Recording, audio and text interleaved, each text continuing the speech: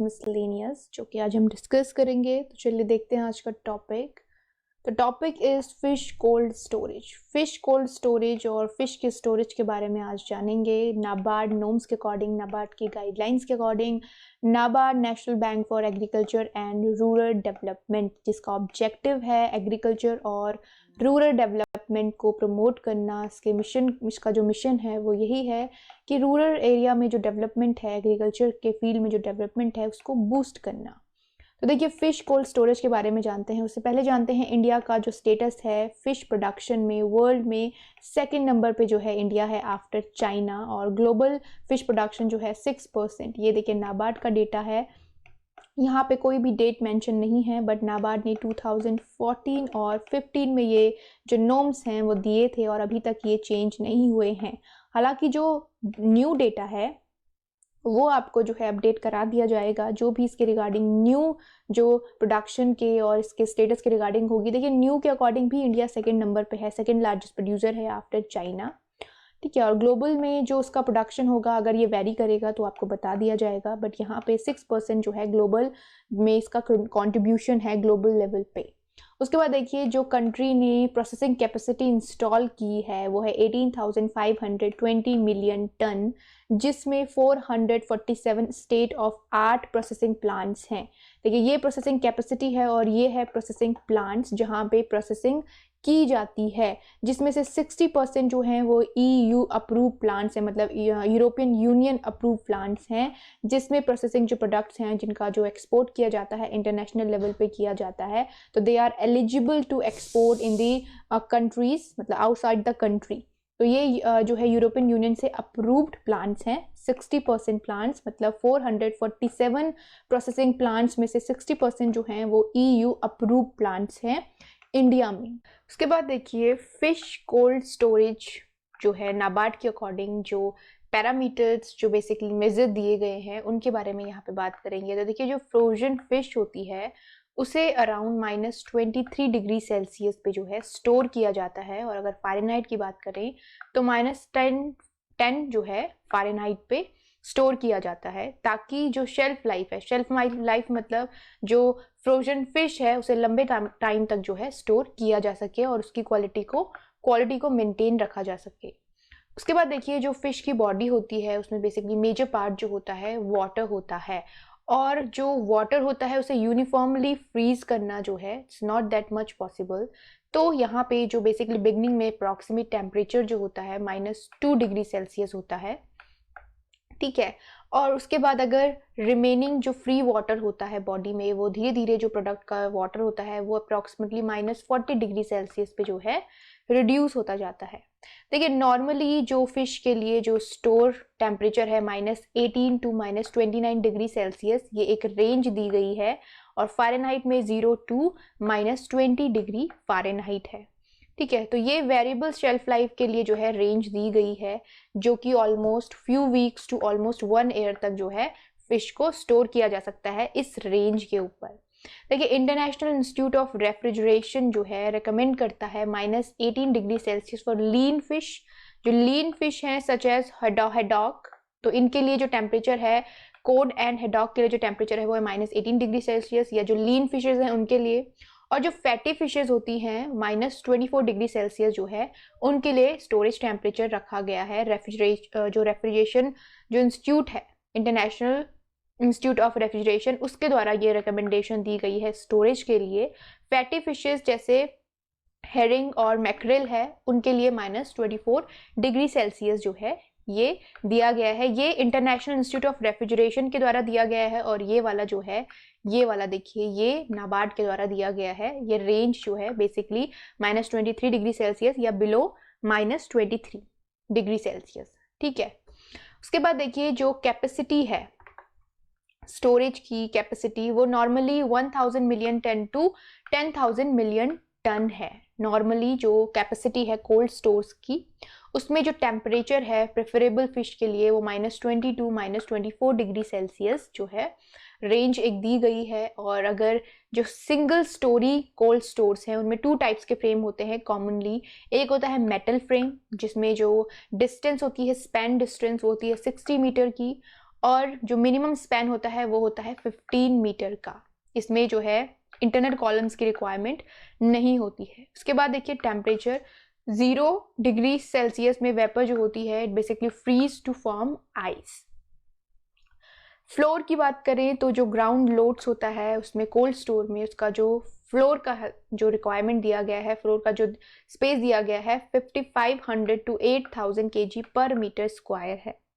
Product handling और storage room जो है वो 25% of the store floor area जो है रखा जाता है।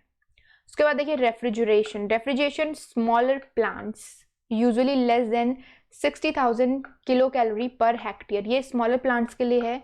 और इवन जो मेंटेनेंस जॉब होती है need carrying out only every 5 to 10 years, तो 5 to 10 ईयर्स में जो है इनको मेंटेनेंस की रिक्वायरमेंट होती है। देखिए उसके बाद है डीफ्रॉस्टिंग। देखिए डीफ्रॉस्टिंग जब रेफ्रिजरेंट टेम्परेचर जो है -3 डिग्री सेल्सियस से नीचे चले जाता है या एक्सट्रीम लो हो जाता है तो जो फॉइल्स होती हैं जो कि बेसिकली हीट एक्सचेंज करती हैं रेफ्रिजरेटर के अंदर रेफ्रिजरेशन में, तो उसमें जो है फ्रॉस्ट डिपॉजिट होने लगता है जिसे रिमूव करने की प्रोसेस को कहा जाता है डीफ्रॉस्टिंग। उसके बाद देखिए बैंक लोन। देखिए बैंक लोन जो होता है वो 75% जो अमाउंट होता है वो बैंक लोन जो है प्रोवाइड करता है, जिसमें 13% का इंटरेस्ट रेट होता है और 6 ईयर्स का रीपेमेंट पीरियड होता है। मतलब जो भी कस्टमर या जो भी कंपनी लोन लेती है बैंक से उसे 6 ईयर्स के अंदर अंदर लोन जो है वो रिपे करना होता है बैंक को। देखिए जो रेट ऑफ इंटरेस्ट होता है ये वेरी करता है, ये डिपेंड करता है गाइडलाइन जब रिलीज की जाती हैं और क्या जो है रेट चल रहा है उसके अकॉर्डिंग लोन में जो है इंटरेस्ट रेट को लगाया जाता है। तो ये वेरी कर सकता है बट नाबार्ड के नॉर्म्स में यही मेंशन है, इसीलिए आपको जो है यही यहाँ पे बताया जा रहा है कि 13% जो है यहाँ पे जो कोल्ड स्टोरेज का जो बेसिकली लोन होता है उसमें 13% का इंटरेस्ट रेट यहाँ पे दिया गया है। ठीक है, और 75% जो है अमाउंट वो बैंक एज अ लोन जो है कस्टमर को देता है। तो ये डिफ्रॉस्टेशन एंड बैंक लोन।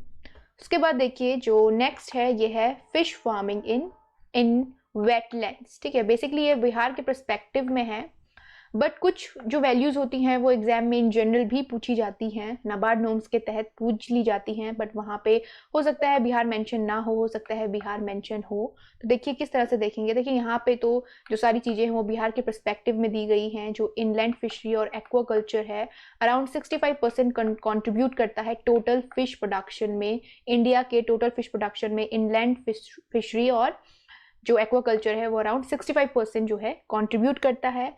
देखिए बिहार का जो एवरेज रेनफॉल है ये है 1200 mm और बिहार स्टेट का लार्ज ट्रैक्ट्स वेटलैंड्स में जो है इन्वॉल्व है। 19 डिस्ट्रिक्ट्स हैं जिसमें जो which are locally called as चौरस। यहाँ पे देखिए चौरस मेंशन किया गया है, तो ये 19 डिस्ट्रिक्ट्स हैं जो वेटलैंड में इन्वॉल्व हैं उनको जो है चौरस कहते हैं। और जो एवरेज प्रोडक्टिविटी है पॉन्ड में प्रेजेंटली यहाँ पे बेसिकली 2800 kg पर हेक्टेयर है against the potential yield of 4000 to 5000 kg per hectare with scientific fish culture practices. देखिए नाबार्ड के अकॉर्डिंग जो प्रोडक्टिविटी थी वो हमने पढ़ी थी 2500 kg per hectare per year.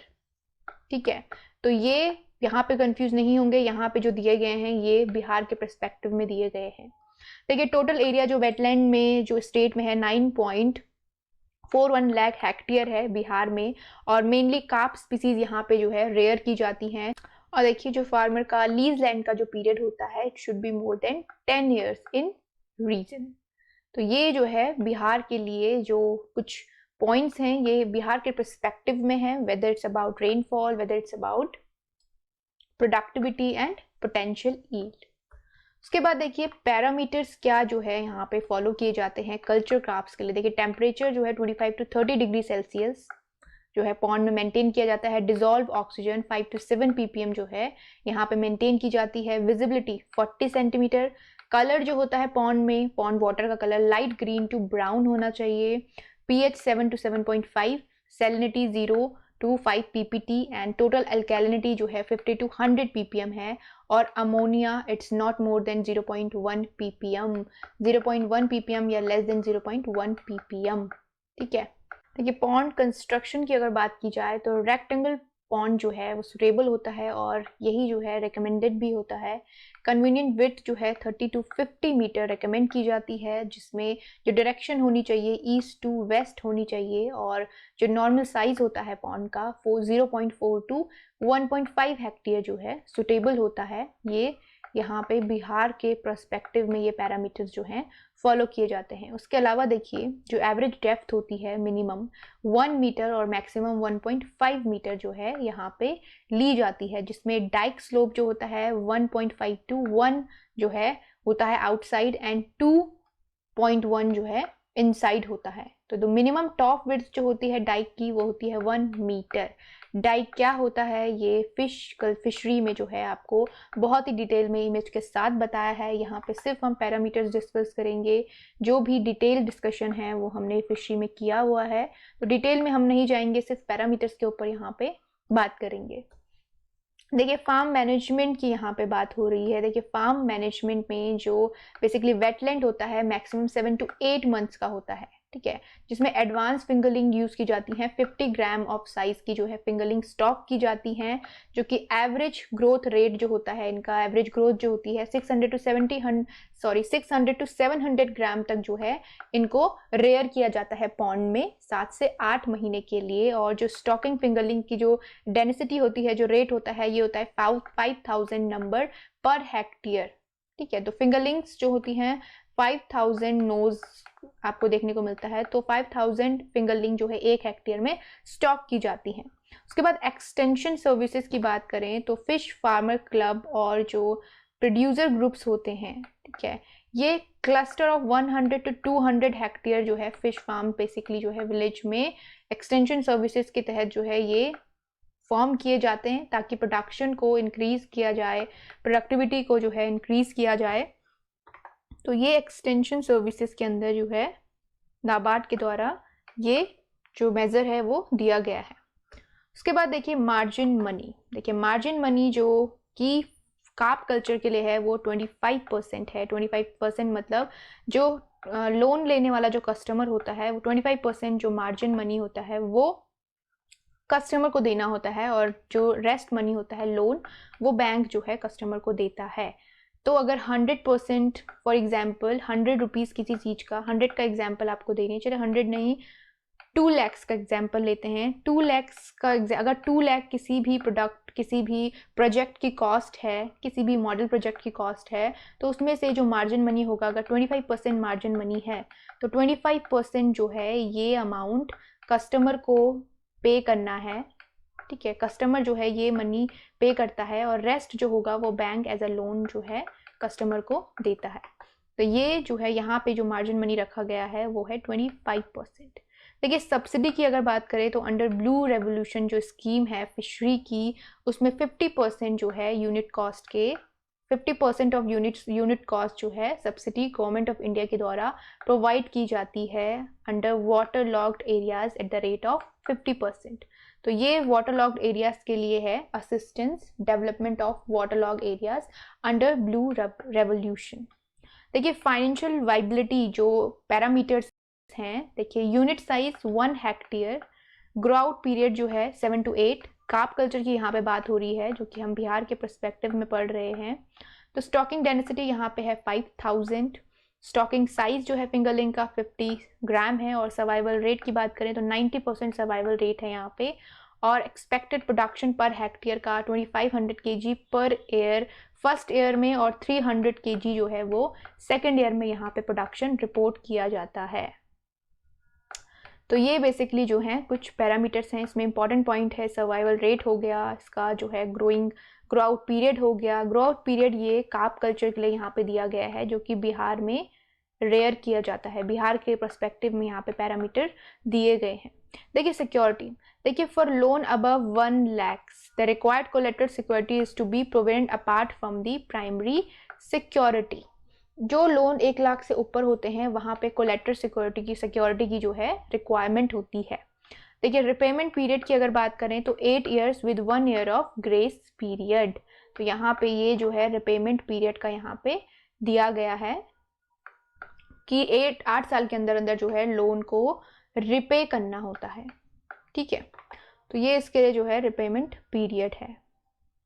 देखिए नेक्स्ट हम बात करेंगे तिलपिया कल्चर के बारे में। देखिए तिलपिया कल्चर जो है ये बिहार के रिस्पेक्टिव में यहाँ पे बात नहीं हो रही है। ये जो इंडिया में तिलपिया कल्चर है अकॉर्डिंग टू नाबार्ड, जो कल्चर के लिए जो नॉर्म्स फॉलो किए जाते हैं उसकी यहाँ पे बात की जाएगी। तो देखिए तिलपिया में सबसे पहले, तिलपिया जो है सेकंड मोस्ट फार्म फिश है, वर्ल्ड की सेकंड मोस्ट फार्म फिश। और अब यहाँ पे इंडिया में भी जो है इसका कल्चर को बूस्ट करने के लिए नाबार्ड ने कुछ नॉर्म्स जो हैं वो प्रोवाइड की हैं। देखिए फर्स्ट जो तिलपिया फिश थी ओरियोक्रोमिस, इसे बेसिकली जो है इंट्रोड्यूस किया गया था इंडिया में इन 1952 में जो है ये इंडिया में इंट्रोड्यूस हुई। और तिलापिया को बेसिकली जो है फूड फिश, 21st सेंचुरी की फूड फिश इसे कहा जाता है and popularly it is known as aquatic chicken. देखिए एक्वाकल्चर प्रोडक्शन जो है तिलापिया का 4 मिलियन है वर्ल्ड में, जो एस्टिमेटेड है, जिसकी वैल्यू है 3 बिलियन $, 3 बिलियन जो है बेसिकली इसकी वैल्यू है। और अगर FAO को रिपोर्ट इंडिकेट की जाए ग्लोबल तिलापिया प्रोडक्शन की, तो जो तिलापिया का जो प्रोडक्शन है वो 7.3 मिलियन टन्स जो है इंक्रीज हो जाएगा अराउंड 2030 तक। तो ये रिपोर्ट है फूड एग्रीकल्चर ऑर्गेनाइजेशन की, ठीक है, ग्लोबल तिलापिया प्रोडक्शन के रिगार्डिंग। उसके बाद देखिए जो एम्पिडा है, मरीन प्रोडक्ट एंड एक्सपोर्ट जो डेवलपमेंट अथॉरिटी है, ये जो है तिलापिया फार्मिंग की मेजर थ्रस्ट, कुछ गाइडलाइंस जो हैं इसने इंडिया में, ताकि तिलापिया का प्रोडक्शन जो है इम्प्रूव हो, बूस्ट हो इंडिया में, इसके जो है इसको जो है इम्प्रूव करने के लिए कुछ फार्मर अमंग द फार्मर बहुत सारी अवेयरनेस और जो इम्पोर्टेंट इसके कल्चर प्रैक्टिसेस की जो मैनेजमेंट पॉइंट्स हैं वो बेसिकली जो है फार्मर्स को बताए हैं। उसके अलावा देखिए national committee on introduction of exotic aquatic species in India, इन्होंने जो है अप्रूव किया है इंपोर्ट ऑफ ओरियोक्रोमिस। जो ओरियोक्रोमिस बेसिकली जो तिलापिया है उसको जो है इंट्रोड्यूस करने, उसको इंपोर्ट करना जो है अप्रूव किया है एंड गाइडलाइंस जो हैं रिलीज की हैं इंपोर्ट के रिगार्डिंग ऑफ तिलापिया, जिसकी जो कि 2006 में ही जो है रिफ्रेम्ड कर दी गई थी। तो 2006 में ही जो है इसके रिगार्डिंग जो इंपोर्ट के रिगार्डिंग, इसके इंट्रोडक्शन के रिगार्डिंग, इसके कल्चर के रिगार्डिंग जो है गाइडलाइंस रिलीज हो चुकी हैं। और अब जो है इंडिया में तिलापिया का जो कल्चर है उसे बूस्ट किया जा रहा है, उसके कल्चर को जो है प्रमोट किया जा रहा है, मतलब उसे ग्रो करने के जो टेक्निक्स हैं, उसको ग्रो करने के जो बेसिकली पैरामीटर्स हैं वो फॉलो किए जाते हैं, जो कि नाबार्ड नॉर्म्स के अंदर आते हैं। तो देखिए इसका जो पोटेंशियल है, ठीक है, देखिए एरिया जो है टैंक्स और पॉन्ड्स में वार्म फिशेस के लिए वाटर एक्वाकल्चर में एस्टिमेटेड 2.85 मिलियन हेक्टेयर, जिसमें से 0.78 मिलियन हेक्टेयर जो है वो स्वैम्स और बील्स का है। तो जेनेटिकली इम्प्रूव्ड फार्म जो है तिलापिया के has enhance the culture as well market potential. तो देखिए जो तिलापिया है बेसिकली इसके ये मार्केट में गुड रिटर्न जो है फार्मर को देती है। तो मार्केट में भी जो है इसका जो पोटेंशियल है मार्केट में बेसिकली रिटर्न का, वो भी बहुत ज़्यादा है। देखिए इसके लिए जो लोन प्रोवाइड किया जाता है उसमें जो मार्जिन मनी है 25% है। और जो तिलापिया के एडवांटेज हैं तिलापिया कल्चर को ग्रो करने के, उसमें सबसे पहले तिलापिया जो है वो टॉलरेंट होती है सलाइन वाटर के लिए, जिसमें 12 to 15 ppt तक का जो है टॉलरेंस लेवल होता है। और 3 क्रॉप्स, ठीक है, एक पेरिनियल पॉन्ड से जो है 3 क्रॉप्स ऑब्टेन की जाती हैं तिलापिया की। तो ये बेसिकली जो है हाई रिटर्न फार्मर को देती है, 3 क्रॉप्स पॉसिबली इन पेरिनियल पॉन्ड। उसके बाद देखिए पॉन्ड मैनेजमेंट की अगर बात करें तो सबसे पहले इसमें महुआ ऑयल केक, जो कि वीड और प्रेडेटर्स को रिमूव करने के लिए 2500 kg या इसे 250 ppm भी कहते हैं, 250 ppm तो kg पर हेक्टेयर जो है इसका एप्लीकेशन दिया जाता है। उसके बाद स्टॉकिंग, देखिए स्टॉकिंग के लिए जो है पॉन्ड रेडी होता है after 15 days of application of fertiliser. जो फर्टिलाइजर का एप्लीकेशन होता है उसके 15 दिन बाद जो है फाइनल स्टॉकिंग के लिए पॉन्ड रेडी होता है। उसमें नर्सरी रेयरिंग में 50 to 75 जो फ्राई में बी रेयर्ड इन 1 स्क्वायर मीटर। उसके बाद देखिए नर्सरी में जो है स्मॉल फ्राई तक की स्टेज को जो है ग्रो किया जाता है, रेयर किया जाता है। देन ग्रो आउट पॉन्ड में जो है बेसिकली रेयर किया जाता है। 1 month can be release into grow out pond with stocking density of 3 to 5 nos per square metre for the better survival and growth. तो ग्रो आउट पॉन्ड में 1 month जो fish होती है या फिंगरलिंग होती है उसे जो है ग्रो आउट पॉन्ड में रिलीज किया जाता है। और पोस्ट स्टॉकिंग जो फीड कन्वर्जन रेशियो होता है इसका 1.25 to 1.5 है। तो ये बात करें मेन्योरिंग की, तो मेन्योरिंग मंथली इंस्टॉलमेंट्स में वही 1000 kg पर हेक्टेयर की जाती है। ये मंथली बेसिस पे की जाती है या जब नेसेसरी होती है उस टाइम पे की जाती है, according to the status of pond के स्टेटस के अकॉर्डिंग। उसके बाद देखिए हार्वेस्टिंग की अगर बात की जाए तो देखिए हार्वेस्टिंग इन जनरल जो है एंड ऑफ 6 मंथ के एंड में की जाती है, जब फिशेज अराउंड 500 ग्राम का वेट जो है गेन कर लेती हैं, अटेन कर लेती हैं बॉडी वेट। 5 to 6 मंथ में बेसिकली जो है ये 500 ग्राम का वेट अटेन कर लेती हैं। और जो प्रोडक्शन है तिलापिया का 8 to 10 टन्स पर हेक्टेयर जो है ये ऑब्टेन किया जाता है 1 क्रॉप ऑफ 6 मंथ्स में। 6 मंथ्स की जो क्रॉप होती है उसमें अराउंड 8 to 10 टन का प्रोडक्शन 1 हेक्टेयर से ऑब्टेन किया जा सकता है। और देखिए तिलापिया कल्चर इन 1 हेक्टेयर में जो डीजल पंप की रिक्वायरमेंट होती है ये होती है 5 HP। और देखिए जो इंटरेस्ट रेट दिया जाता है लोन के ऊपर, जो इंटरेस्ट है वो है 12% का तिलापिया फिश कल्चर के लिए। तो देखिए यहाँ पे जो मॉड्यूल नंबर 6 है मिसलेनियस, वो यहाँ पे कंप्लीट होता है। मिसलेनियस का 6 मॉड्यूल नाबार्ड नोम्स जिसमें हमने डिस्कस करे हैं, जो टॉपिक है नाबार्ड नोम्स के अंदर डिस्कस किए गए हैं। तो चलिए guys, keep studying and thank you so much for watching the video.